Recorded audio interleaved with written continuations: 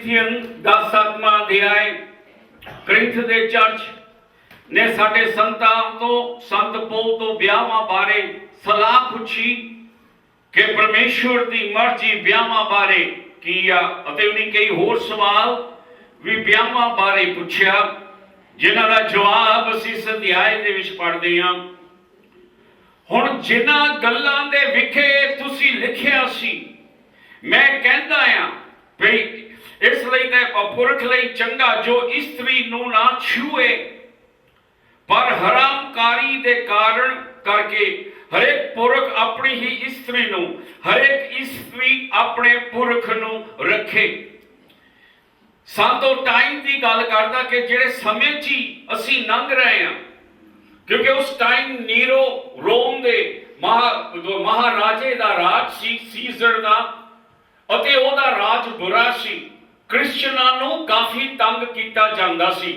सो संत Corinth दे church नूं कहंदे कि जिहड़े हाल च असीं लंघ रहे हैं कईयां दुखां तकलीफां दे राही बेहतर आ के आदमी ब्याह ना करावे। पर ये रब की मर्जी नहीं ब्याह कराना कि नहीं, ये थोड़ी मर्जी आ। पर वो अपनी सलाह दे रहा कि जिस समय च असीं लंघ रहे हो बुरा समा है कि जीसस खातर सानू बहुत दुख भोगने पैंदे आ। सो इत्थे संत कहंदा पर हरामकारी दे कारण, ओहदा मतलब पाप करन, अगर आदमी तो अपने आप को कंट्रोल या बस च नहीं हुंदा तां पाप करन तो ले रोकण दे लई अपने आप नूं ओह ब्याह करा लवे ताकि वह पाप ना करे, जिन्हों असीं हरामकारी दा पाप कहंदे आ। क्योंकि उस टाइम ते संत ये गल्लां तां कह रहे क्योंकि करिंथ दे विच बहुत बड़ा मंदिर सी एफ्रोडाइटी देवी दा, और उत्थे तकरीबन एक समय 1000 वेश्वावां सेवा करदियां सी उस मंदिर दे विच। तां उत्थे हरामकारी दा पाप बहुत वधिया सी करिंथ दे विच। सो तां संत उन्हां नूं कहंदा कि इदां दे पापां च पैण तो रोकण दे लई बेहतर है कि आदमी ब्याह करा लवे। हरेक आदमी कोल अपना आदमी होवे, आदमी कोल औरत होवे। पति पत्नी दा हक पूरा करे, इसे तरह पत्नी पति दा। पत्नी नूं अपनी देही उत्ते वस नहीं सगो पति नूं है, इसे तरह पति नूं भी अपनी देही उत्ते वस नहीं सगो पत्नी नूं है। मतलब तीवी आदमी लई अते आदमी तीवी दे लई। तीवी दा शरीर होर किसे बंदे लई नहीं बल्कि ओहदे आदमी दे लई है। ओहदे आदमी दा शरीर होर किसे लई नहीं बल्कि ओहदी औरत दे लई है। संत गाहां लिखदे पंजवीं ऐत तुसी एक दूजे तो अड ना होवो पर थोड़े चिर लई, अते भी तद जे दोहें धिरां दी सलाह होवे तां जो तुहानू प्रार्थना करन विच वेल मिले, फिर इकट्ठे होवो पई शैतान थोड़े असमझ दे कारण तुहानू ना परतावे। सो इत्थे संत की कहंदा अगर तुसीं एक दूजे तो थोड़े चिर लई बख होना, जिस तरह हो सके आदमी औरत नूं कहे कि 1 महीना मैं सारा रब नूं देना, पर औरत ना सलाह करके इदां करे। अगर उसने अपनी औरत तो थोड़े चिर लई परहेज रखना, जे तीवी ने भी आदमी तो परहेज रखना, वो भी आदमी नूं पहला दसे मैं 1 महीना या जो भी समा रब नूं देना, ताकि आदमी समझे कि उसकी औरत क्यों नहीं ਉਹਦੇ ਨਾਲ ਸੰਗ ਕਰਦੀ ਜਾਂ आदमी औरत ਨਾਲ क्यों नहीं ਸੰਗ करता। कहता नहीं तो शैतान बहुत होशियार है, वो ब्याह के विच लड़ाई झगड़े बहम पा सकता कि जिहड़ा हो सके मेरा आदमी मेरे लागे नहीं आउंदा, हो सके किसी होर ना चाहता होवे। सो संत कहता जो भी करो एक दूजे की सलाह दे नाल करो, पर अंत दे विच तुसीं दोनों इकट्ठे हो जाओ ताकि तुहाडे दोनों विचों कोई भी शैतान वालों भरमाया ना जावे अते ना पाप दे विच डिगे। क्योंकि शैतान हरेक राह लभदा लोकां नूं भुलेखिਆਂ च पाउण लई, लोकां नूं परमेश्वर तो गिराण लई, लोकां नूं पाप दे विच गिराण लई ताकि आदमी हरामकारी दा पाप करे। सो इत्थे संत कहंदा जो भी करना एक दूजे दी सलाह लैके प्रवानगी लैके इस तरह तुसीं करनी, पर मैं ये प्रवानगी दे ढंग नाल आखदा हां, हुक्म दे ढंग नाल नहीं। रब वालों हुक्म नहीं, मैं तुहानूं अपनी सलाह ਦਿੰਦਾ ਆ। ਤਾਂ ਵੀ ਮੈਂ ਚਾਹੁੰਦਾ ਭਈ ਸਾਰੇ ਮਨੁੱਖ ਇਹੋ ਜਿਹੇ ਹੋਣ ਜਿਹਾ ਮੈਂ ਆਪ ਹਾਂ। ਹਰੇਕ ਨੇ ਆਪੋ ਆਪਣਾ ਦਾਨ ਪਰਮੇਸ਼ਵਰ ਤੋਂ ਪਾਇਆ ਹੈ। ਕਿਸੇ ਨੇ ਇਸ ਪ੍ਰਕਾਰ ਦਾ, ਕਿਸੇ ਨੇ ਉਸ ਪ੍ਰਕਾਰ ਦਾ। ਹਰੇਕ ਨੇ ਰੱਬ ਤੋਂ ਦਾਨ ਪ੍ਰਾਪਤ ਕੀਤਾ। ਕਈਆਂ ਨੂੰ ਰੱਬ ਨੇ ਤਾਕਤ ਸ਼ਕਤੀ ਦਿੱਤੀ ਕਿ ਰੱਬ ਲਈ ਕੁਆਰੇ ਰਹਿਣ ਲਈ ਤਿਆਰ, ਪਰ ਕਈ ਨਹੀਂ। ਸੋ ਤੇ ਸੰਤ ਕਹਿੰਦਾ ਕਿ ਮੈਂ ਤਾਂ ਉੱਤੇ ਹੀ ਸਲਾਹ ਆਪਣੇ ਵੱਲੋਂ ਦਿੰਦਾ ਕਿ ਹੋ ਸਕੇ ਲੋਕੀ ਮੇਰੇ ਵਾਂਗੂ ਹੋਣ, ਤਾਂ ਕਿ ਆਪਣਾ ਸਾਰਾ ਵਕਤ ਰੱਬ ਦੇ ਵਿੱਚ ਉਹ ਲਾਣ। ਪਰ ਹਰ ਕੋਈ ਤਾਂ ਕਰ ਨਹੀਂ ਸਕਦਾ, ਸੰਤ ਕਹਿੰਦਾ, ਕਿਉਂਕਿ ਹਰੇਕ ਨੂੰ ਤੋਹਫਾ ਆ। ਕਈ ਕਰ ਸਕਦੇ, ਕਈਆਂ ਕੋਲ ਤਾਕਤ ਆ ਜੋ ਰੱਬ ਨੇ ਦਿੱਤੀ, ਕਈ ਨਹੀਂ। ਪਰ ਮੈਂ ਅਣਵਿਆਵਾਂ ਨੂੰ, ਵਿਧਵਾ ਨੂੰ ਇਹ ਆਖਦਾ ਹਾਂ ਜੋ ਇਹਨਾਂ ਲਈ ਚੰਗਾ ਹੈ ਭਈ ਇਹੋ ਜਿਹੇ ਰਹਿਣ ਜਿਹਾ ਮੈਂ ਹਾਂ। ਸੰਤ ਸਲਾਹ ਦੇ ਰਿਹਾ, ਇਹ ਰੱਬ ਦੇ ਹੁਕਮ ਨਹੀਂ ਆ। ਸੰਤ ਕਹਿੰਦਾ ਚਰਚ ਨੂੰ ਕਿ ਮੈਂ ਚਾਹੁੰਦਾ ਕਿ ਜਿਹੜੇ ਇਸ ਵੇਲੇ ਕੁਆਰੇ ਆ ਜਾਂ ਜਿਨ੍ਹਾਂ ਦੇ ਪਤੀ ਮਰੇ ਹੋ ਆ, ਜਿਨ੍ਹਾਂ ਦੀਆਂ ਪਤਨੀਆਂ ਮਰੀਆਂ, ਉਹ ਉੱਤੇ ਹੀ ਰਹਿਣ, ਵਿਧਵਾ ਰਹਿਣ ਜਾਂ ਕੁਆਰੇ ਰਹਿਣ।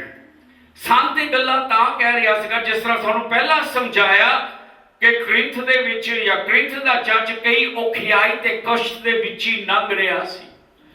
ਉਹਨਾਂ ਜ਼ਮਾਨਿਆਂ ਦੇ ਵਿੱਚ ਕ੍ਰਿਸਚਨਾਂ ਨੂੰ ਸਾਰੇ ਰੋਮ ਰਾਜ ਦੇ ਵਿੱਚ ਬਹੁਤ ਤੰਗ ਕੀਤਾ ਜਾਂਦਾ ਸੀ। ਕਈਆਂ ਦੀਆਂ ਜਾਨਾਂ ਚਲੀਆਂ ਗਈਆਂ ਕਿਉਂਕਿ ਉਹਨੇ ਜੀਸਸ ਤੇ ਯਕੀਨ ਕੀਤਾ। ਸੋ ਸੰਤ ਕਹਿੰਦਾ ਜਿਹੜਾ ਮਾਹੌਲ ਆ ਉਹ ਸਹੀ ਮਾਹੌਲ ਨਹੀਂ ਆ, ਕਿਉਂਕਿ ਸਾਨੂੰ ਤੰਗ ਕੀਤਾ ਜਾਂਦਾ। ਸਾਨੂੰ ਜਾਣੀ ਕਿ ਇੱਕ ਦੇਸ਼ ਤੋਂ ਦੂਏ ਦੇਸ਼ ਨੱਠ ਕੇ ਜਾਣਾ ਪੈਂਦਾ, ਆਪਣੀਆਂ ਜਾਨਾਂ ਲਈ ਵੀ ਨੱਠਣਾ ਪੈਂਦਾ।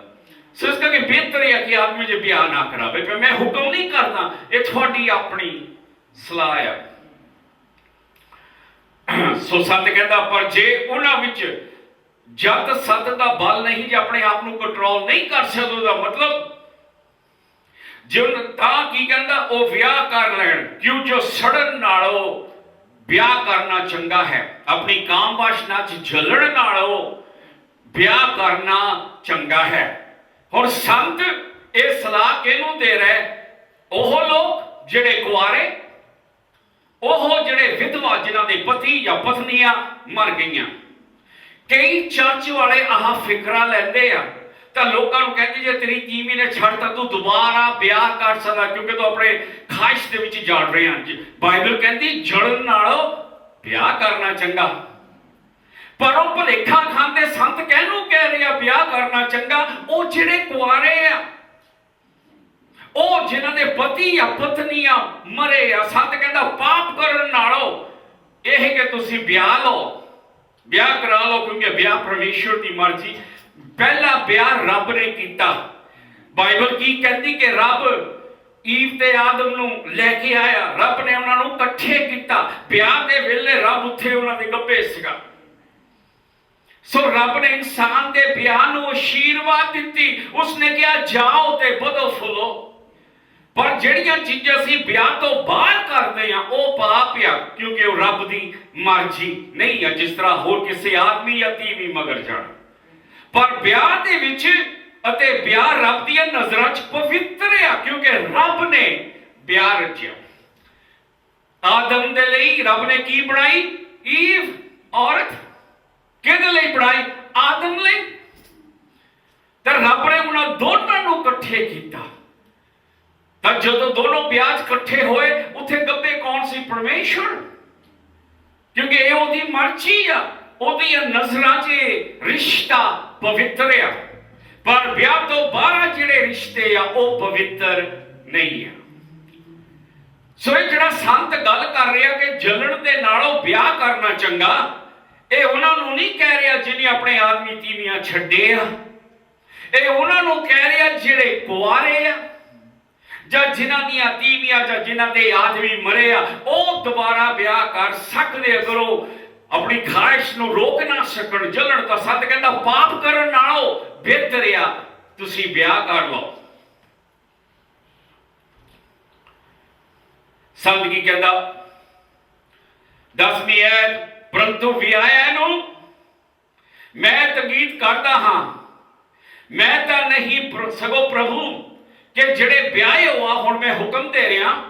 ਸੰਤ ਕਹਿੰਦਾ ਮੇਰੀ ਸਲਾਹ ਨਹੀਂ ਆ, ਇਹ ਰੱਬ ਦੀ ਮਰਜ਼ੀ ਆ, ਇਹ ਰੱਬ ਦਾ ਹੁਕਮ ਆ।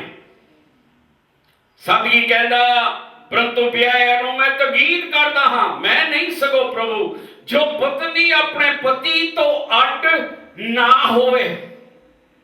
ਉਹਦਾ ਮਤਲਬ ਰੱਬ ਡਿਵੋਰਸ ਨੂੰ ਨਫ਼ਰਤ ਕਰਦਾ ਆ। ਰੱਬ ਦੀ ਮਰਜ਼ੀ ਨਹੀਂ ਆ ਕਿ ਡਿਵੋਰਸ ਲਿਆ ਜਾਵੇ। ਬਾਈਬਲ ਦੇ ਵਿੱਚ ਕੀ ਲਿਖਿਆ ਕਿ ਜਿਹਨੂੰ ਰੱਬ ਨੇ ਇਕੱਠੇ ਕੀਤਾ ਕੋਈ ਉਹਨਾਂ ਨੂੰ ਅੱਡ ਨਾ ਕਰੇ। ਇੱਥੇ ਲੋਕੀ ਵਿਆਹ ਕਰਾਉਣ ਲਈ ਚਰਚਾ 'ਚ ਜਾਂਦੇ ਆ, ਰੱਬ ਨੂੰ ਹਾਜ਼ਰ ਨਾਜ਼ਰ ਕਰਕੇ ਉਹਦੇ ਮੋਹਰੇ ਸੌਹਾਂ ਖਾਂਦੇ ਕਿ ਮੌਤ ਤੱਕ ਅਸੀਂ ਇਕੱਠੇ ਰਵਾਂਗੇ, ਕਿ ਸਿਰਫ ਮੌਤ ਸਾਨੂੰ ਅੱਡ ਕਰੂਗੀ। ਪਰ ਕੀ ਦੇਖਦੇ ਕਿ ਸਾਲ ਦੇ ਅੰਦਰ ਹੀ ਅੰਦਰ ਉਹ ਤਲਾਕ ਲੈ ਕੇ ਬਹਿ ਜਾਂਦੇ। ਮੌਤ ਤਾਂ ਜੇ ਦੂਰ ਦੀ ਗੱਲ ਆ। ਤੇ ਅੱਜ ਕੱਲ ਡਿਵੋਰਸ, ਤਲਾਕ ਲੈਣਾ ਇੱਕ ਤਰ੍ਹਾਂ ਦੀ ਮਜ਼ਾਕ ਆ। ਬਾਈਬਲ ਦੇ ਵਿੱਚ ਦੇਖੋ ਪਰਮੇਸ਼ਵਰ ਕੀ ਕਹਿੰਦਾ ਤਲਾਕ ਬਾਰੇ।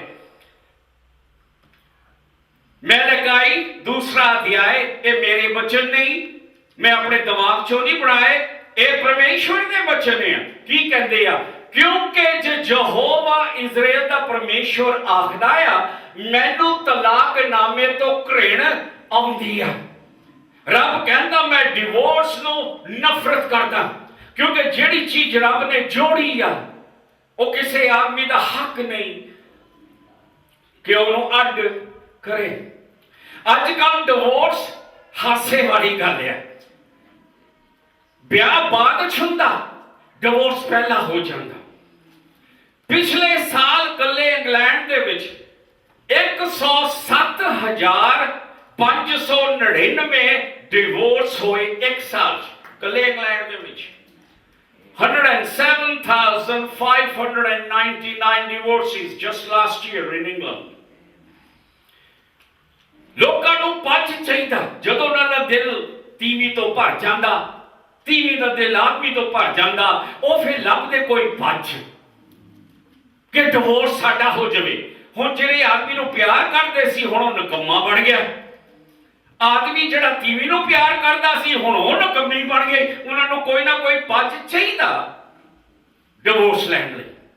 ਸਾਡੇ ਮਾਪਿਆਂ ਦੇ ਸਮੇਂ 'ਚ ਕਦੇ ਤਲਾਕਨਾਮਾ ਨਹੀਂ ਸੀ ਲੈਂਦੇ। ਜੇ ਕੋਈ ਲੈ ਲਵੇ ਉਹ ਬੰਦੇ ਨੂੰ ਕੋਈ ਬੁਲਾਉਂਦੇ ਨਹੀਂ ਸੀ। ਜਿਹੜੀਆਂ ਚੀਜ਼ਾਂ ਮੈਂ ਦੱਸ ਰਿਹਾ ਮੇਰੇ ਦਿਮਾਗ 'ਚੋਂ ਨਹੀਂ ਆਈਆਂ, ਮੈਂ ਕਿਤਾਬ 'ਚੋਂ ਨਹੀਂ ਪੜ੍ਹਿਆ, ਇਹ ਗੱਲਾਂ ਸੱਚੀਆਂ ਆ। ਅਖਬਾਰਾਂ 'ਚ ਆਈਆਂ, ਖਬਰਾਂ 'ਚ ਆਈਆਂ। ਤੁਹਾਨੂੰ ਮੈਂ ਦੱਸਣ ਲੱਗਾ ਥੋੜੇ ਜਿਹੇ ਪੱਜ ਕਿ ਜਿਹੜੇ ਲੋਕਾਂ ਨੇ ਡਿਵੋਰਸ ਲੈ, ਲੋਕਾਂ ਨੂੰ ਕੋਈ ਨਾ ਕੋਈ ਪੱਜ ਲੱਭਦਾ। ਤੀਵੀਂ ਜੱਜ ਮੂਹਰੇ ਖੜੀ ਹੈ, ਸੱਚੀ ਗੱਲ ਆ, ਕਿਤਾਬ ਦੇ ਵਿੱਚ ਨਹੀਂ ਲਿਖੀ, ਇਹ ਖਬਰ ਆ। ਜੱਜ ਦੇ ਮੂਹਰੇ ਡਿਵੋਰਸ ਲੈਣ ਲੱਗੀ, ਉਹਦਾ ਪੱਜ ਕੀ ਸੀ? ਮੇਰਾ ਆਦਮੀ ਘਰਾੜੇ ਵਾਹ ਮਾਰਦਾ। ਇਹ ਉਹਦਾ ਪੱਜ ਸੀ ਕਿ ਇੱਕ ਅਖਬਾਰ ਦੇ ਵਿੱਚ ਆਇਆ। ਤੀਵੀਂ ਕਹਿੰਦਾ ਮੇਰਾ ਆਦਮੀ ਘਰਾੜੇ ਰਾਤ ਨੂੰ ਵਾਹ ਮਾਰਦਾ। ਚਲੋ ਜੀ ਡਿਵੋਰਸ ਹੋ ਗਿਆ।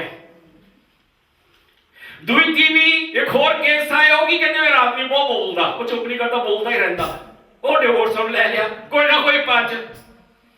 ਤੀਸਰੀ ਕਹਿੰਦੀ ਸਿੱਖ ਦੇ ਵਿੱਚ ਮੇਰਾ ਆਦਮੀ ਭਾਂਡੇ ਰਹਿਣ ਦਿੰਦਾ, ਮਾਂਜਦਾ ਨਹੀਂ। ਉਹ ਤਾਂ ਇਹ ਸੱਚੀਆਂ ਗੱਲਾਂ ਮਨ ਚੋਂ ਨਹੀਂ ਬਣਾਈਆਂ, ਦਿਮਾਗ ਚੋਂ ਨਹੀਂ ਆਈਆਂ, ਕਿਤਾਬ ਚੋਂ ਨਹੀਂ ਪੜ੍ਹੀਆਂ, ਇਹ ਖਬਰਾਂ ਹੈ। ਇੱਕ ਤੀਵੀਂ ਨੇ ਆਪਣੇ ਆਦਮੀ ਨੂੰ ਡਿਵੋਰਸ ਕੀਤਾ ਕਿਉਂਕਿ ਉਹ ਤੀਵੀਂ ਨੇ ਆਪਣੇ ਆਦਮੀ ਨੂੰ ਟੈਕਸ ਕੀਤਾ, ਪਰ ਕੋਈ ਗਲਤੀ ਵਜ੍ਹਾ ਆਦਮੀ ਉਹਦੇ ਟੈਕਸ ਦਾ ਜਵਾਬ ਨਹੀਂ ਦੇ ਸਕਿਆ, ਉਹਨੂੰ ਡਿਵੋਰਸ ਕਰਤਾ। ਕੀ ਪਤਾ ਕੀ ਕਰਦਾ ਸੀ, ਮੈਨੂੰ ਟੈਕਸ ਦਿਆ ਨਹੀਂ ਕੀਤਾ। ਇੱਕ ਤੀਵੀਂ ਨੇ ਡਿਵੋਰਸ ਲਿਆ ਕਿ ਮੇਰੇ ਆਦਮੀ ਨੇ ਗੁਸਲਖਾਨਾ ਬਣਾਉਣਾ ਸੀ, ਟਾਇਲਟ ਉਹ ਨਹੀਂ ਲਵਾਈ। ਇੱਥੇ ਤੁਸੀਂ ਦੇਖਦੇ ਕਿ ਲੋਕਾਂ ਨੇ ਮਜ਼ਾਕ ਫੜਿਆ, ਵਿਆਹ ਕਰਾ ਕੇ ਤਲਾਕ ਲੈਣੀ, ਪਰ ਰੱਬ ਦੀਆਂ ਨਜ਼ਰਾਂ 'ਚ ਪਾਪ ਆ। ਤੁਸੀਂ ਦੇਖੋ ਜਦ ਦੀ ਦੁਨੀਆ ਬਣੀ ਆ, ਸਾਡੇ ਬਾਪ ਦਾਦਿਆਂ ਦੇ ਟਾਈਮ ਤੱਕ ਤੀਵੀਂ ਆਦਮੀ ਸਾਰੀ ਉਮਰ ਇਕੱਠੇ ਰਹੇ।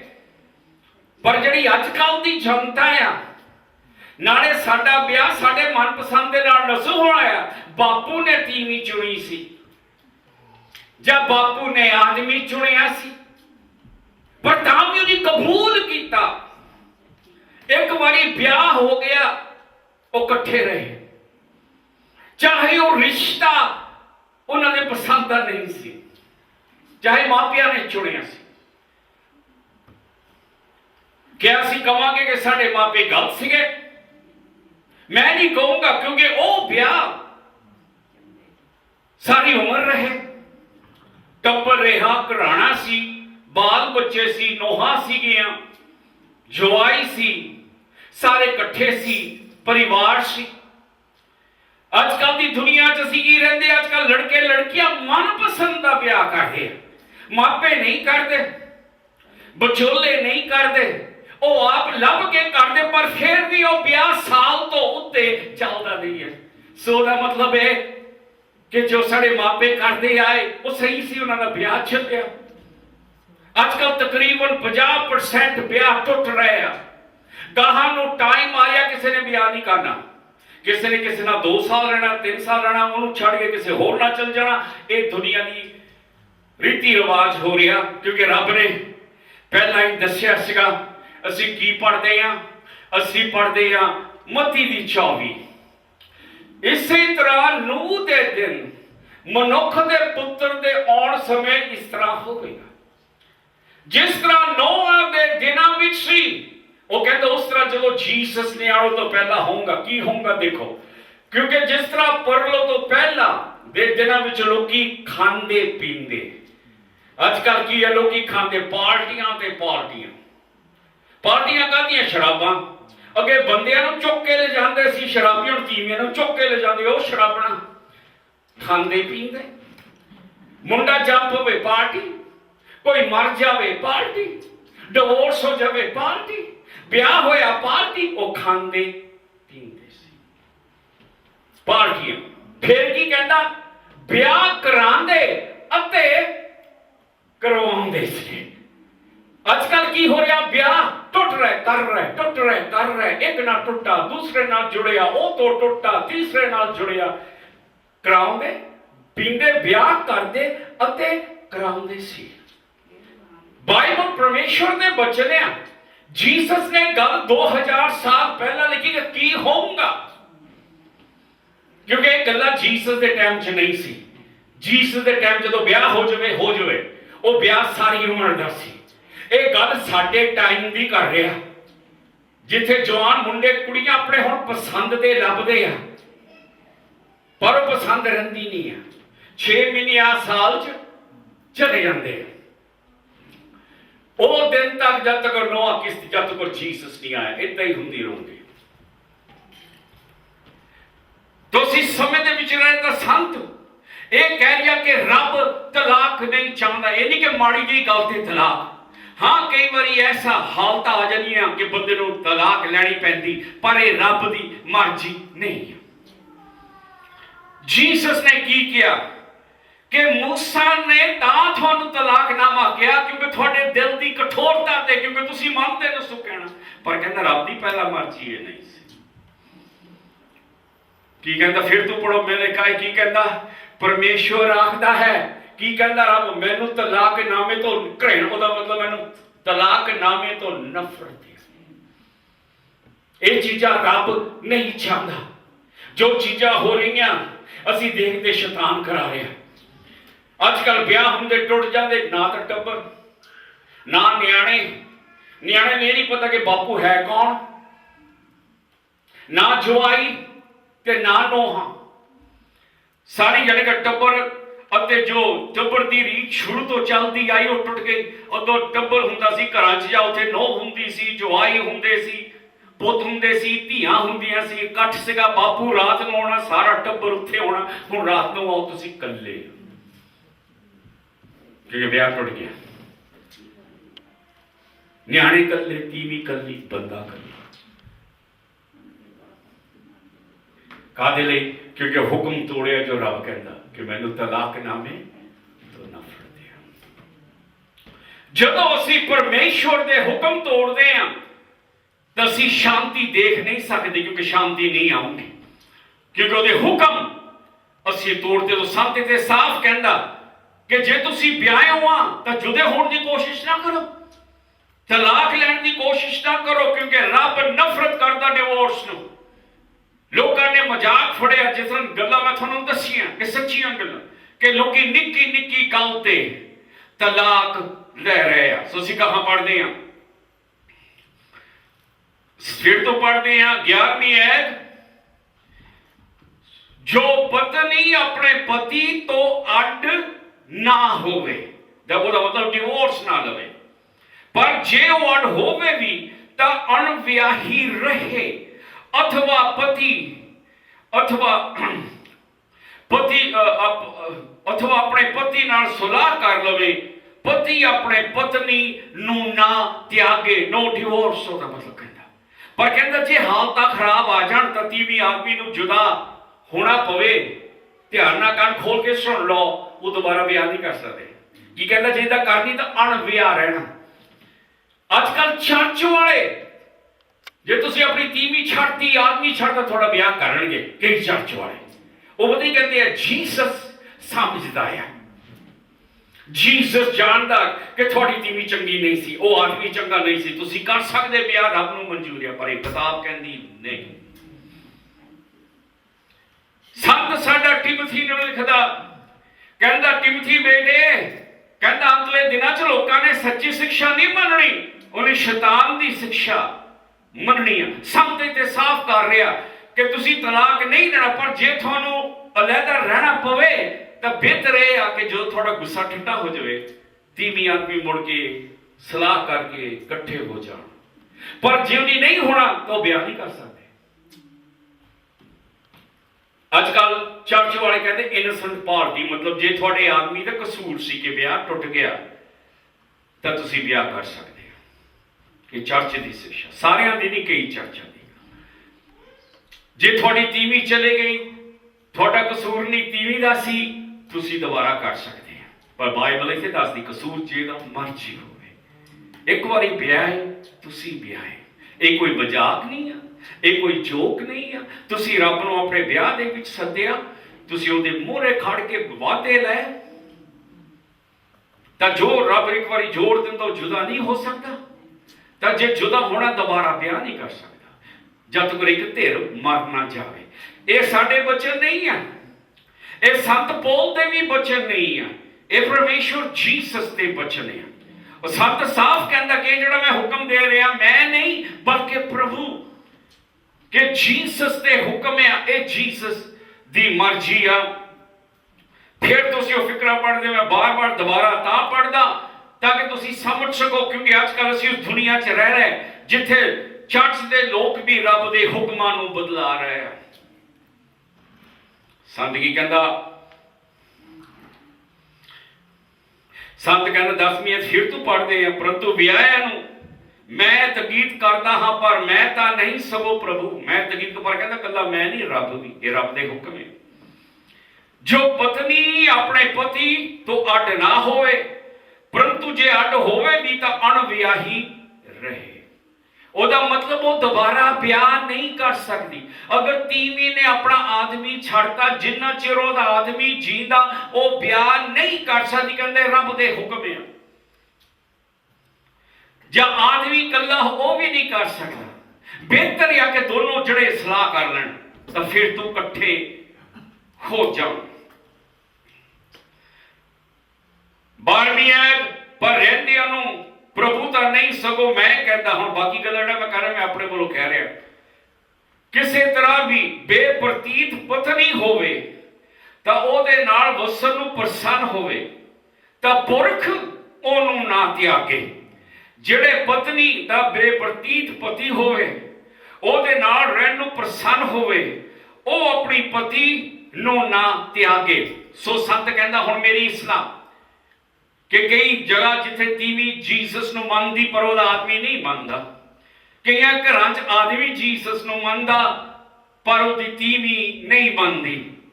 सो संत कहंदा ऐसी हालत दे विच अगर आदमी जीसस नूं मनदा, अगर ओदी तीवी उहनां रहना चाहती होवे ओनूं त्यागे ना, चाहे वो जीसस नूं भी नहीं मनदी वो तां भी ना त्यागे। कई चर्चा कोल होर पाजा तेरी तीवी क्रिश्चियन नहीं है होर या तो उन्होंने छड़ सकता, पर जे तुसी ब्याहे हो जीसस कोल आए तो उसने वो ब्याह मंजूर किया। सत कहता नहीं तो तीवी नूं यही सलाह दिंदा कि जे तीवी जीसस नूं मनदी आ, अगर ओहदा आदमी फिर भी उन्हां रहना चाहता तो अपने आदमी नूं अड ना करे, समझे ओहदे नाल बसे। वो तां कि कईयां दे ब्याह अगे भी अते कईयां दा ब्याह अजकल भी टुट जांदे आ। क्योंकि उन्हां विचों एक क्रिश्चियन बन जाता। कई कहानियां सुनन चाहनियां कि जो जीसस नो आदमी मनन लग पैंदा, कई तीवियां छड़ के चली जानियां कि मैं क्रिश्चियन बंदे नाल नहीं रहना। कई बारी बंदे भी ब्याह तोड़ दिंदे आ, तीवी नूं कहंदे अगर तू चर्च च जाना क्रिश्चियन बनना मैं नहीं तेरे नाल रहना। सत्त कहंदे उन्हां दी मर्जी आ, जे वो जान चले जान, पर तुसीं दोबारा ब्याह नहीं कर सकते। ब्याह सदा लई आ, पर जे वो साथी जिहड़ा नहीं मनदा रब नूं तुहाडे नाल रहना चाहता तो उहनूं रहण दिओ। संत तेरमीया जेड़े पत्नी दा बेप्रतीत पति होवे ਅਤੇ ਉਸ ਨੂੰ ਇਸ ਨਾਲ ਰਹਿਣ ਨੂੰ ਪ੍ਰਸੰਨ ਹੋਵੇ, ਆਪਣੇ ਪਤੀ ਨੂੰ ਨਾ ਤਿਆਗੇ, ਕਿਉਂਕਿ ਬੇਪ੍ਰਤੀਤ ਪਤੀ ਆਪਣੀ ਪਤਨੀ ਦੇ ਕਾਰਨ ਪਵਿੱਤਰ ਹੋਇਆ। ਬੇਪ੍ਰਤੀਤ ਪਤਨੀ ਉਸ ਪਾਰ ਭਰਾ ਦੇ ਕਾਰਨ ਪਵਿੱਤਰ ਹੋਈ ਹੈ, ਨਹੀਂ ਤਾਂ ਤੁਹਾਡੇ ਬਾਲ ਅਸ਼ੁੱਧ ਹੁੰਦੇ, ਪਰ ਹੁਣ ਤਾਂ ਪਵਿੱਤਰ ਆ। ਉਹਦਾ ਮਤਲਬ ਇਹ ਕਿ ਅਗਰ ਜੀਸਸ ਨੂੰ ਔਰਤ ਮੰਨਦੀ ਆ ਪਰ ਉਹਦਾ ਆਦਮੀ ਨਹੀਂ ਮੰਨਦਾ, ਪਰ ਪਰਮੇਸ਼ਵਰ ਨੇ ਉਸ ਆਦਮੀ ਨੂੰ ਵੀ ਕਬੂਲ ਕੀਤਾ ਕਿਉਂਕਿ ਉਸ ਔਰਤ ਦੇ ਵਿਸ਼ਵਾਸ ਕਰਕੇ। ध्यान ना सुनो, ਉਹਦਾ मतलब ये नहीं कि ਉਹਦਾ आदमी स्वर्ग ਨੂੰ जा रहा, क्योंकि स्वर्ग ਨੂੰ जाना जुदी गल है। बंदे ਨੂੰ आप मनना पऊ, आप जबान नाल इकरार करना पऊ कि जीसस परमेश्वर दा बेटा है। पर क्योंकि तीवी जीसस ਨੂੰ ਮੰਨਦੀ ਆ, पति ਉਹਦਾ पति आ, ਤਾਂ रब तीवी ਦੀ खातर पति ਉੱਤੇ भी नजर रखूं, ਉਹਦੇ पति ਦੀ भी मदद करूं, ਉਹਦੇ ਪਤੀ ਨੂੰ ਵੀ ਆਪਣੀ ਰੱਖਿਆ ਥੱਲੇ ਰੱਖੂੰ। ਪਰ ਇਹ ਨਹੀਂ ਕਿ ਪਤੀ ਸਵਰਗ ਨੂੰ ਜਾਊਗਾ ਜਦ ਤੱਕ ਉਹ ਮੰਨਦਾ ਨਹੀਂ। ਉਸੇ ਤਰ੍ਹਾਂ ਉਹਨਾਂ ਦੇ ਬੱਚੇ ਵੀ, ਹੁਣ ਰੱਬ ਨੇ ਥੋੜੋ ਤੀਵੀ ਨੂੰ ਕਹਿਣਾ ਤੇਰੇ ਬੱਚੇ ਤਾਂ ਮੈਂ ਕਬੂਲ ਕਰ ਲੈ, ਤੂੰ ਮੈਨੂੰ ਮੰਨਦੀ, ਤੇਰੇ ਬੱਚੇ ਨਹੀਂ ਮੈਂ ਕਬੂਲ ਨਹੀਂ। ਰੱਬ ਉਹਨਾਂ ਬੱਚਿਆਂ ਨੂੰ ਵੀ ਕਬੂਲ ਕਰੂਗਾ, ਪਰ ਉਹਦਾ ਮਤਲਬ ਇਹ ਨਹੀਂ ਕਿ ਉਹ ਬੱਚੇ ਸਵਰਗ ਨੂੰ ਜਾਣਗੇ ਜਦ ਤੱਕ ਉਹ ਆਪ ਨਹੀਂ ਜੀਸਸ ਨੂੰ ਮੰਨਦੇ।